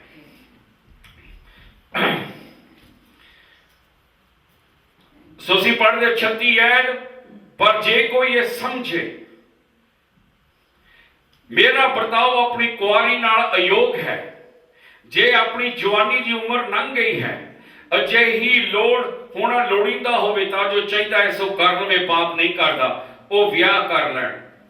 ਪਰ ਜੇ ਕੋਈ ਆਪਣੇ ਮਨ ਵਿੱਚ ਪੱਕਾ ਰਹੇ, ਜਿਸ ਨੂੰ ਕੋਈ ਲੋੜ ਨਹੀਂ ਹੈ, ਉਹ ਆਪ ਆਪਣੀ ਇੱਛਾ ਦਾ ਮਾਲਕ ਹੈ, ਉਹਨੇ ਆਪਣੇ ਮਨ ਵਿੱਚ ਇਹ ਪੱਕਾ ਕਰ ਲਿਆ ਹੋਵੇ ਜੋ ਮੈਂ ਉਸ ਨੂੰ ਆਪਣੀ ਕੁਆਰੀ ਰੱਖਾਂਗਾ ਉਹ ਚੰਗਾ ਕਰੇਗਾ। ਗੱਲ ਕਰਦੀ ਜਿਹੜਾ ਆਪਣੀ ਕੁਆਰੀ ਦਾ ਵਿਆਹ ਕਰਦਾ ਹੈ ਉਹ ਚੰਗਾ ਕਰਦਾ ਹੈ, ਜਿਹੜਾ ਨਹੀਂ ਵਿਆਹੁੰਦਾ ਉਦੋਂ ਵੀ ਚੰਗਾ ਕਰਦਾ ਹੈ। ਸਾਰੇ ਫਿਕਰੇ ਦਾ ਇੱਕ ਮਤਲਬ ਕਿ ਉਹਨਾਂ ਦਿਨਾਂ ਦੇ ਵਿੱਚ ਹਾਲਤਾਂ ਮਾੜੀਆਂ ਸੀ, ਤੇ ਕਈ ਵਾਰੀ ਕਈ ਮਾਪੇ ਕਹਿੰਦੇ ਸੀ ਆਪਣੀ ਧੀ ਨਹੀਂ ਵਿਆਹਣੀ, ਜਿਹੜੇ ਜੀਸਸ ਨੂੰ ਮੰਨਦੇ ਸੀਗੇ। ਪਰ ਜਿਸ ਤਰ੍ਹਾਂ ਬਾਈਬਲ ਦੱਸਦੀ ਆ ਕਿ ਬਾਈਬਲ ਕਿਸੇ ਤੇ ਜ਼ੋਰ ਨਹੀਂ ਪਾਉਂਦੀ, ਮਾਪੇ ਵੀ ਜ਼ੋਰ ਨਹੀਂ, ਪਰ ਅਗਰ ਧੀ ਵੀ ਮਨਜ਼ੂਰ ਹੋਵੇ ਕਿ ਮੈਂ ਵਿਆਹ ਨਹੀਂ ਕਰਨਾ, ਹਾਲਤਾਂ ਖਰਾਬ ਆ ਕਿ ਅਸੀਂ ਜੀਸਸ ਨੂੰ ਮੰਨਦੇ ਆ, ਇਹ ਨਹੀਂ ਪਤਾ ਕੱਲ ਦਾ ਸਾਡੇ ਲਈ ਆਵੇ ਕਿ ਨਾ ਆਵੇ, ਕਿ ਦੁੱਖਾਂ ਥਾਣੀ ਸਾਨੂੰ ਲੰਘਣਾ ਪੈਂਦਾ। ਜੇ ਕੁਆਰੀ ਵੀ ਮਨਜ਼ੂਰ ਹੋਵੇ ਤਾਂ ਉਹ ਆਦਮੀ ਜੇ ਆਪਣੀ ਧੀ ਨਾ ਵਿਆਵੇ ਉਹ ਬਹੁਤ ਚੰਗਾ ਕਰਦਾ। ਪਰ ਜੇ ਉਹ ਦੇਖੇ ਕਿ ਉਹਦੀ ਧੀ ਹੁਣ ਗਾਹਾਂ ਮਤਲਬ ਸਿਆਣੀ ਹੋ ਰਹੀ ਆ, ਉਹਦੀ ਉਮਰ ਵੱਧ ਰਹੀ ਆ, ਅਗਰ ਧੀ ਵਿਆਹ ਕਰਾਉਣਾ ਚਾਹੁੰਦੀ ਹੋਵੇ ਤਾਂ ਬਾਪ ਅਗਰ ਉਹਦਾ ਵਿਆਹ ਕਰ ਦੇਵੇ ਤਾਂ ਬਾਪ ਪਾਪ ਨਹੀਂ ਕਰਦਾ, ਉਹਦੀ ਮਰਜ਼ੀ ਹੈ ਕਿ ਆਪਣੀ ਕੁਆਰੀ ਨੂੰ ਵਿਆਹਣਾ ਜਾਂ ਆਪਣੀ ਕੁਆਰੀ ਨੂੰ ਨਹੀਂ ਵਿਆਹਣਾ। ਅਸੀਂ ਉਸ ਟਾਈਮ ਦੀ ਗੱਲ ਕਰਦੇ ਜਿਸ ਤਰ੍ਹਾਂ ਇੰਡੀਆ ਦੇ ਵਿੱਚ ਮਾਪੇ ਸੀ ਜਿਹੜਾ ਨਿਆਣਿਆਂ ਦੇ ਵਿਆਹ ਕਰਦੇ ਸੀ। ਸੋ ਇਹ ਸੰਤ ਕਹਿੰਦਾ ਕਿ ਮਾਪਿਆਂ ਉੱਤੇ ਆ ਕਿ ਉਹ ਕਿਸ ਤਰ੍ਹਾਂ ਆਪਣੀ ਕੁਆਰੀ ਜਾਂ ਕੁਆਰੀਆਂ ਲੜਕੀਆਂ ਨਾ ਕਰਨ, ਵਿਆਹਣ ਜਾਂ ਨਾ ਵਿਆਹਣ। ਸੋ ਅਸੀਂ ਹੁਣ ਪੜ੍ਹਦੇ ਆ 39ਵੀਂ ਐਤ 39ਵੀਂ ਐਤ, ਜਿਹੜੇ ਰੱਬ ਦੇ ਹੁਕਮ ਆ। ਸੰਤ ਕੀ ਕਹਿੰਦਾ, ਜਿੰਨਾ ਚਿਰ ਉਹਦਾ ਪਤੀ ਜਿਉਂਦਾ ਰਵੇ ਉਹਨਾਂ ਚਿਰ ਬੰਧਨ ਵਿੱਚ ਹੈ, ਪਰ ਜੇ ਉਹਦਾ ਪਤੀ ਮਰ ਜਾਵੇ ਤਾਂ ਉਹ ਨਿਰਬੰਧ ਹੈ, ਜਿਸ ਦੇ ਨਾਲ ਚਾਹੇ ਵਿਆਹ ਕਰ ਜਾਵੇ ਪਰ ਕੇਵਲ ਪ੍ਰਭੂ ਵਿੱਚ। ਕ੍ਰਿੰਥ ਨੂੰ ਕਹਿੰਦਾ ਕਿ ਹੁਣ ਜਿਸ ਤਰ੍ਹਾਂ ਮੈਂ ਦੱਸ ਚੁੱਕਾ ਸਾਰੀਆਂ ਗੱਲਾਂ, ਕਿ ਜੇ ਵਿਆਹ ਬਾਰੇ ਹੁਣ ਮੈਂ ਫਿਰ ਤੂੰ ਆ ਰਿਹਾ ਉਸ ਗੱਲ ਤੇ ਕਿ ਵਿਆਹ ਸਾਰੀ ਉਮਰ ਦਾ ਆ, ਕਿ ਜੇ ਤੁਹਾਡਾ ਵਿਆਹ ਹੋ ਰਿਹਾ ਇਹ ਸਦਾ ਲਈ ਆ, ਤੁਸੀਂ ਇਹ ਵਿਆਹ ਨੂੰ ਤੋੜ ਨਹੀਂ ਸਕਦੇ। ਮਾੜੀ ਮਾੜੀ ਗੱਲ ਤੇ ਡਿਵੋਰਸ ਨਹੀਂ ਲੈ ਸਕਦੇ, ਕਿਉਂਕਿ ਰੱਬ ਡਿਵੋਰਸ ਨਫ਼ਰਤ ਕਰਦਾ। ਉਹਨਾਂ ਆਪ ਕਿਹਾ ਮੈਂ ਨਫ਼ਰਤ ਕਰਦਾ ਡਿਵੋਰਸ। ਜੀਸਸ ਨੇ ਵੀ ਕਿਹਾ ਰੱਬ ਨਫ਼ਰਤ ਕਰ ਦੋ। ਕੀ ਕਹਿੰਦਾ ਕਿ ਮੋਸਿਸ ਨੇ ਲਿਖਤ ਦੇ ਵਿੱਚ ਤਾਂ ਕਿਹਾ ਸੀ ਡਿਵੋਰਸ ਦਵੋ ਕਿਉਂਕਿ ਤੁਹਾਡੇ ਮਨ ਦੀ ਕਠੋਰਤਾ, ਕਿਉਂਕਿ ਤੁਸੀਂ ਕਹਿਣਾ ਨਹੀਂ ਸੁਣਦੇ। ਸੋ ਰੱਬ ਕੋਲ ਕੋਈ ਚੋਇਸ ਨਹੀਂ ਸੀ, ਕਹਿੰਦਾ ਚੱਲ ਲੈ ਲਓ। ਪਰ ਨਿੱਕੀ ਨਿੱਕੀ ਗੱਲ ਤੇ ਨਹੀਂ, ਨਿੱਕੀ ਨਿੱਕੀ ਗੱਲ ਤੇ ਨਹੀਂ। ਸੱਤ ਕੀ ਕਹਿੰਦਾ ਇਸ ਦੇ ਵਿੱਚ, ਉਹ ਕਹਿੰਦਾ ਕਿ ਤੀਵੀਂ ਜਾਂ ਆਦਮੀ ਉਸ ਟਾਈਮ ਤੇ ਵਿਆਹ ਕਰ ਸਕਦੇ ਸਿਰਫ ਜਦੋਂ ਉਹਨਾਂ ਦੋਨਾਂ ਚੋਂ ਇੱਕ ਮਰ ਜਾਵੇ। ਇਹ ਜਿਹੜਾ ਵਿਆਹ ਆ ਇਹ ਸਦਾ ਦਾ ਬੰਧਨ ਆ। ਇਹ ਜਿਹੜਾ ਬੰਧਨ ਉਸ ਵੇਲੇ ਟੁੱਟਦਾ ਜਦੋਂ ਇੱਕ ਧਿਰ ਮਰ ਜਾਵੇ, ਚਾਹੇ ਆਦਮੀ ਹੋਵੇ ਚਾਹੇ ਤੀਵੀਂ, ਉਹ ਦੁਬਾਰਾ ਵਿਆਹ ਫਿਰ ਕਰ ਸਕਦੇ। ਕਦੋਂ? ਜੇ ਉਹਨਾਂ ਦਾ, ਜੇ ਤੀਵੀਂ ਦਾ ਆਦਮੀ ਮਰਿਆ ਉਹ ਦੁਬਾਰਾ ਵਿਆਹ ਕਰ ਸਕਦੀ ਹੈ। ਜੇ ਆਦਮੀ ਦੀ ਤੀਵੀਂ ਮਰੀ ਉਹ ਵੀ ਵਿਆਹ ਕਰ ਸਕਦਾ, ਕਿਉਂਕਿ ਹੁਣ ਉਹ ਬੰਧਨ ਤੋਂ ਛੁੱਟ ਗਿਆ। ਪਰ ਦੇਖੋ ਵਿਆਹ ਕਿੱਦਾਂ ਕਰਨਾ, ਕੇਵਲ ਪ੍ਰਭੂ ਵਿੱਚ। ਕਿ ਅਗਰ ਉਹ ਵਿਆਹ ਕਰਾਉਣ ਤਾਂ ਉਹਨਾਂ ਨਾਲ ਕਰਾਉਣ ਜਿਹੜੇ ਜੀਸਸ ਨੂੰ ਮੰਨਦੇ ਆ, ਬਾਹਰਲੇ ਲੋਕਾਂ ਦੇ ਨਾਲ ਨਹੀਂ, ਬਲਕਿ ਉਹਨਾਂ ਦਾ ਜਿਹੜਾ ਵਿਆਹ ਉਹ ਕ੍ਰਿਸ਼ਨਾ ਦੇ ਨਾਲ ਵਿਆਹ ਹੋਵੇ। ਹੁਣ ਜਿਸ ਤਰ੍ਹਾਂ ਅਸੀਂ ਪੜਾਂਗੇ, ਦੇਖੋ ਲਿਖਿਆ ਗਿਆ ਅੱਜ ਕੱਲ੍ਹ ਜਿਸ ਤਰ੍ਹਾਂ ਜਿਵੇਂ ਤੁਹਾਨੂੰ ਦੱਸਿਆ ਕਿ ਕਈ ਚਰਚ ਵਾਲੇ ਧਿਆਨ ਨਾਲ ਸੁਣਿਓ ਮੰਨਦੇ ਆ ਕਿ ਜੇ ਤੁਹਾਡੇ ਆਦਮੀ ਦਾ ਕਸੂਰ ਸੀ, ਤੁਹਾਡੇ ਆਦਮੀ ਨੇ ਤੁਹਾਨੂੰ ਡਿਵੋਰਸ ਦਿੱਤਾ, ਤੁਸੀਂ ਦੁਬਾਰਾ ਵਿਆਹ ਕਰ ਸਕਦੇ ਆ ਕਿਉਂਕਿ ਤੁਸੀਂ ਬੇਦੋਸ਼ ਆ। ਜਿਹਨੂੰ ਕਹਿੰਦੇ ਯੂ ਇਨੋਸੈਂਟ ਪਾਰਟੀ। ਪਰ ਬਾਈਬਲ ਕਹਿੰਦੀ ਨਹੀਂ, ਇਹ ਗਲਤ ਹੈ। ਚਾਹੇ ਤੁਸੀਂ ਛੱਡੇ ਵੀ ਗਏ ਆ, ਬਿਆਨ ਨਹੀਂ ਕਰ ਸਕਦੇ। ਕੀ ਕਿਹਾ ਮੱਤੀ ਦੇ ਵਿੱਚ? ਜੀਸਸ ਕਹਿੰਦਾ, ਪਰ ਮੈਂ ਤੁਹਾਨੂੰ ਆਖਦਾ ਹਾਂ, ਜਿਹੜਾ ਆਪਣੀ ਪਤਨੀ ਨੂੰ ਹਰਾਮਕਾਰੀ ਤੋਂ ਇਲਾਵਾ ਕਿਸੇ ਹੋਰ ਕਾਰਨ ਤਿਆਗੇ, ਉਸ ਕੋਲ ਵਿਭਿਆਚਾਰ ਕਰਾਉਂਦਾ। ਉਹਦਾ ਮਤਲਬ ਡਿਵੋਰਸ ਨਿੱਕੀ ਗੱਲ ਤੇ ਨਹੀਂ ਲੈਣਾ ਚਾਹੀਦਾ। ਕਦੋਂ ਲਿਖਿਆ ਡਿਵੋਰਸ ਲੈਣਾ? ਜੇ ਤੁਹਾਡੀ ਤੀਵੀਂ ਕਿਸੇ ਹੋਰ ਬੰਦੇ ਨਾਲ ਚਲੀ ਗਈ, ਫਿਰ ਤੁਸੀਂ ਡਿਵੋਰਸ ਲੈ ਸਕਦੇ। ਜਾਂ ਬੰਦਾ ਕਿਸੇ ਹੋਰ ਤੀਵੀਂ ਨਾਲ ਚਲੇ ਗਿਆ, ਡਿਵੋਰਸ ਲੈ ਸਕਦੇ ਆ। ਨਿੱਕੀ ਨਿੱਕੀ ਗੱਲ ਤੇ ਨਹੀਂ, ਜਿਸ ਤਰ੍ਹਾਂ ਪੜੇ ਆਦਮੀ ਘਰਾੜੇ ਮਾਰਦਾ, ਡਿਵੋਰਸ ਦੇ ਦਿਓ। ਸਿੰਕ 'ਚ ਭਾਂਡੇ ਨਹੀਂ ਮਾਂਜਦਾ, ਡਿਵੋਰਸ ਨਹੀਂ। ਅਤੇ ਫਿਰ ਕੀ ਕਹਿੰਦਾ? ਜੇ ਕੋਈ ਉਸ ਤਿਆਗੀ ਹੋਈ, ਜਿਹੜੀ ਛੱਡੀ ਹੋਈ ਨਾ ਵਿਆਹ ਕਰਾਉਂਦਾ, ਉਹ ਕੀ ਕਰਦਾ? ਵਿਭਿਆਚਾਰ। ਉਹਦਾ ਮਤਲਬ ਜੇ ਤੀਵੀਂ ਛੱਡੀ ਗਈ, ਡਿਵੋਰਸ ਕੀਤੀ ਗਈ, ਜੇ ਕੋਈ ਬੰਦਾ ਉਹ ਤੀਵੀਂ ਨਾਲ ਵਿਆਹ ਕਰ ਦੋ, ਅਡਲਟਰੀ ਜਾਂ ਵਿਭਿਆਚਾਰ ਜਾਂ ਫੋਰਨੀਕੇਸ਼ਨ ਦਾ ਪਾਪ ਕਰ ਦੋ। ਉਹਦਾ ਮਤਲਬ ਛੱਡੀ ਨਾਲ ਵੀ ਵਿਆਹ ਨਹੀਂ, ਕਿਉਂਕਿ ਆਦਮੀ ਹਜੇ ਜੀਂਦਾ ਆ। ਚਾਹੇ ਡਿਵੋਰਸ ਵੀ ਆ, ਉਹ ਜੀਂਦਾ ਆ। ਉਹ ਕਹਿੰਦਾ ਛੱਡੀ ਹੋਈ ਦੇ ਨਾਲ ਵੀ ਤੁਸੀਂ ਵਿਆਹ ਨਹੀਂ ਕਰ ਸਕਦੇ, ਸਾਫ਼ ਲਿਖਿਆ। ਫਿਰ ਤੋਂ ਪੜੋ, ਜੋ ਕੋਈ ਉਸ ਤਿਆਗੀ ਹੋਈ, ਮਤਲਬ ਛੱਡੀ ਹੋਈ ਤੀਵੀਂ, ਕਿ ਛੱਡੀ ਉਹ ਆਦਮੀ ਨੇ, ਕਿਉਂ? ਵਿਭਿਆਚਾਰ ਦਾ ਪਾਪ, ਹਰਾਮਕਾਰੀ ਦਾ। ਛੱਡਤਾ, ਡਿਵੋਰਸ ਹੋ ਗਿਆ, ਪਰ ਕਹਿੰਦਾ ਡਿਵੋਰਸ ਤੀਵੀਂ ਨਾਲ ਤੁਸੀਂ ਵਿਆਹ ਨਹੀਂ ਕਰ ਸਕਦੇ। ਸਾਫ਼ ਲਿਖਿਆ, ਡਿਵੋਰਸ ਬੰਦੇ ਨਾਲ ਨਹੀਂ ਵਿਆਹ ਕਰ ਸਕਦੇ, ਤੁਸੀਂ ਡਿਵੋਰਸ ਤੀਵੀਂ ਨਾਲ ਨਹੀਂ ਵਿਆਹ। ਚਰਚ ਵਾਲੇ ਜੋ ਮਰਜ਼ੀ ਕਹੀ ਜਾਣ, ਇੰਨਾ ਯਾਦ ਰੱਖੋ, ਨਿਆਂ ਵਾਲੇ ਦਿਨ ਪਾਦਰੀਆਂ ਨੇ ਤੁਹਾਡਾ ਨਿਆਂ ਨਹੀਂ ਕਰਨਾ, ਚਾਹੇ ਉਹਨਾਂ ਕੋਲ ਬੜੀਆਂ ਬੜੀਆਂ ਚਰਚਾਂ ਵੀ ਹੋਣ, ਰੱਬ ਦੇ ਬਚਨਾਂ ਨੇ ਨਿਆਂ ਕਰਨਾ। ਤੇ ਇਹ ਨਾ ਸੋਚੋ ਕਿ ਰੱਬ ਨੇ ਆਪਣੇ ਬਚਨ ਬਦਲਾਣੇ। ਉਹ ਕੀ ਕਹਿੰਦਾ? ਕਹਿੰਦਾ ਜ਼ਮੀਨ ਸਵਰਗ ਬਦਲ ਜਾਣਗੇ, ਮੇਰੇ ਬਚਨ ਨਹੀਂ। ਤਾਂ ਉਹਦੇ ਬਚਨ ਕਿ ਜਿਹੜਾ ਡਿਵੋਰਸ ਤੀਵੀਂ ਨਾਲ ਜਾਂ ਡਿਵੋਰਸ ਬੰਦੇ ਨਾਲ ਵਿਆਹ ਕਰ ਦੋ, ਕੀ ਕਰਦਾ? ਵਿਭਿਆਚਾਰ ਕਰਦਾ। He is committing adultery. ਉਹਦਾ ਮਤਲਬ ਡਿਵੋਰਸ ਨਾਲ ਵੀ ਤੁਸੀਂ ਵਿਆਹ ਨਹੀਂ ਕਰ ਸਕਦੇ। ਇਹ ਰੱਬ ਦੇ ਬਚਨ ਹੈ। ਮੰਨਣਾ ਨਹੀਂ ਮੰਨਣਾ ਇਨਸਾਨ ਤੇ ਹੈ, ਪਰ ਇੰਨਾ ਯਾਦ ਰੱਖੋ, ਮਰਨ ਤੋਂ ਬਾਅਦ ਇਸ ਬਚਨਾਂ ਨੇ ਨਿਆਂ ਮੈਂ ਨਹੀਂ ਕਰਨਾ, ਪਾਦਰੀ ਸਾਹਿਬ ਨੇ ਨਹੀਂ ਕਰਨਾ, ਸੰਤ ਪੌਲ ਨੇ ਨਹੀਂ ਕਰਨਾ, ਕਿਸੇ ਨੇ ਨਹੀਂ, ਉਹਦੇ ਬਚਨਾਂ ਨੇ। ਜੀਸਸ ਕੀ ਕਹਿੰਦੇ? ਜਿਹੜਾ ਬਚਨ ਮੈਂ ਕਹੇ ਆ, ਉਹ ਬਚਨ ਤਾਂ ਉਹਦੇ ਬਚਨ ਆ। ਉਹ ਕਹਿੰਦਾ ਡਿਵੋਰਸ ਨਾਲ ਵਿਆਹ ਕਰਨਾ ਪਾਪ ਆ। ਚਾਹੇ ਤੀਵੀਂ ਡਿਵੋਰਸ ਆ, ਚਾਹੇ ਬੰਦਾ ਡਿਵੋਰਸ ਆ। ਹਾਂ, ਜੇ ਮਰ ਜਾਵੇ ਕਿਤੇ ਫਿਰ ਕਰਾ ਸਕਦੇ ਆ। ਇਹ ਬੰਧਨ ਸਿਰਫ ਇੱਕ ਚੀਜ਼ ਨਾਲ ਟੁੱਟ ਸਕਦਾ, ਮੌਤ।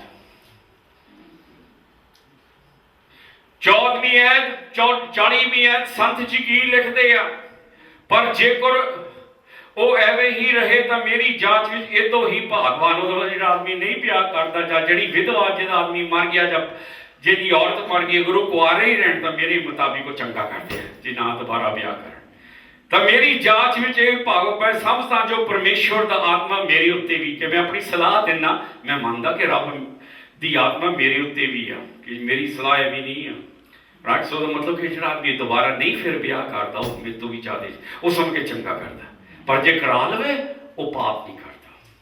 ਸੰਤ ਇਹ ਚੀਜ਼ਾਂ ਤਾਂ ਕਹਿ ਰਿਹਾ ਸੀ, ਸਮਝਣ ਯੋਗ ਆ, ਕਿਉਂਕਿ ਚਰਚ ਤਕਲੀਫਾਂ 'ਚ ਹੀ ਲੰਘ ਰਿਹਾ ਸੀ ਉਸ ਟਾਈਮ।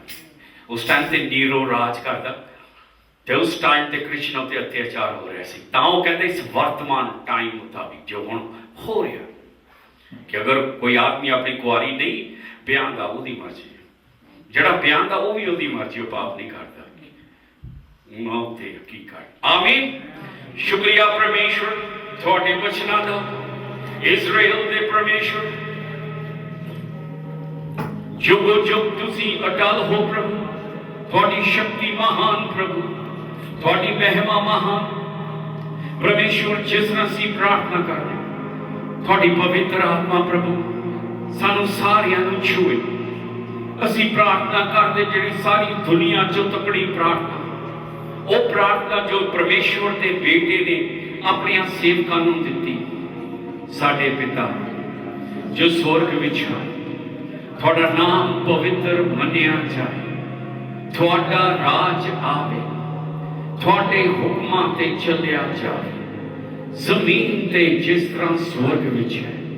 ਪਰਮੇਸ਼ਵਰ ਸਾਨੂੰ ਅੱਜ ਦਾ ਖਾਣਾ ਦੇ, ਸਾਡੇ ਪਾਪਾਂ ਨੂੰ ਮਾਫ ਕਰਨਾ, ਅਸੀਂ ਸਾਰਿਆਂ ਨੂੰ ਮਾਫ ਕਰਦੇ ਜਿਨੀ ਸਾਡੇ ਖਿਲਾਫ ਪਾਪ ਕੀਤੇ। ਸਾਨੂੰ ਪਰੀਖਿਆ ਵਿੱਚ ਪੈਣ ਤੋਂ ਬਚਾ, ਸਾਨੂੰ ਬੁਰੀਆਈ ਤੋਂ ਬਚਾ। ਤੁਹਾਡਾ ਹੈ ਰਾਜ, ਮਹਿਮਾ, ਸ਼ਕਤੀ ਸਾਡੇ ਪ੍ਰਭੂ ਜੀਸਸ ਦੁਆਰਾ, ਪਿਤਾ ਯਹੋਵਾ, ਉਹਨਾਂ ਦਾ ਬੇਟਾ ਜੀਸਸ, ਪਵਿੱਤਰ ਆਤਮਾ ਦੀ ਸ਼ਕਤੀ, ਸ਼ਾਂਤੀ, ਆਸ਼ੀਰਵਾਦ ਆਵੇ ਜੀਸਸ ਨਾਮ ਦੁਆਰਾ। ਆਮੀਨ।